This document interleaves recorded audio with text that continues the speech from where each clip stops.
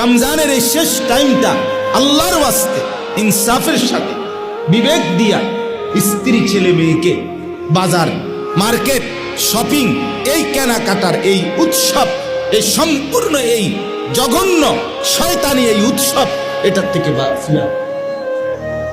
এটার থেকে এটা সরাসরি ইবলিস আপনার এই ফর্মুলা আমাদের মুসলিম সমাজের মধ্যে দিচ্ছে। একজন ব্যবসায়ীর বিরুদ্ধে আমি না, কাপড় ব্যবসায়ীর বিরোধিতা করে আমার ঘনিষ্ঠ বন্ধু আছে কাপড় ব্যবসায়ী, অনেক কাপড় ব্যবসায়ীর বিরোধিতা করে, কিন্তু কাপড় ব্যবসায়ী শুধু কেবল এই টাইমটাতেই কাপড় বেচতে হবে এটা কেন? এটা আমরা বানায় নিছি। সারা বছর কি আর বেচা কিনা হয় না? রমজানের আগে কি কিনার সুযোগ ছিল না? তাইলে তার আখিরাত কখন? এই ব্যবসায়ী যে ব্যবসায়ী একটার পর একটা আল্লাহ তাআলা এতটা দামি শেষ দশক দিলেন, আর এই বেচারা দোকানদার সে আল্লাহ তাআলা রাখতেছে সর্বশ্রেষ্ঠ লাইলাতুল কদরের নিয়ামত নেওয়ার জন্য, আর সেই লোকটা মহিলাটাকে বলতেছে আপা আপনাকে না জুতাটা খুব মানাইছে,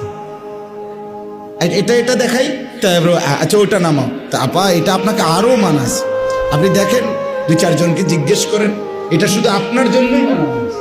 কাঁচা মিশে কথা, ডাইরেক্ট মিথ্যা কথা, বেটা মিথ্যুক তুই আগের বেডিরও এটাই কইস যে এটা আপনার লেগে বানাইছে, শুধু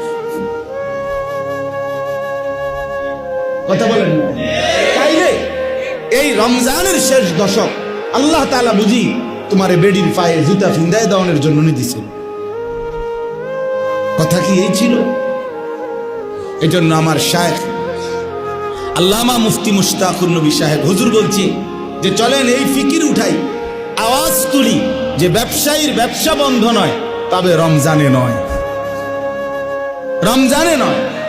রমজান মাসকে আলাদাভাবে আপনার সুদে টাকা আইনা, কিস্তিতে টাকা আইনা, ব্যাংকের থেকে কোটি কোটি টাকা লোন আইনা, এরপরে দিন নাই রাত নাই, কিসের তারাবি, কিসের নামাজ, কিসের খানা, কিসের মনোযোগ দিয়ে কদ্দুর ইফতার সাহারি, কিচ্ছুর খবর নাই।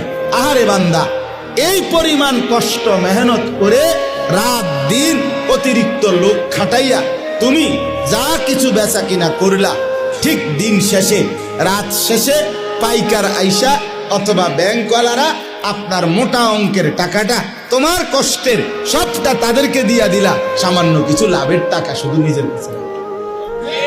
খুব বেশি কি অর্জন করলা? মোটা টাকাটা তো পাইকাররাই দিয়া দিল,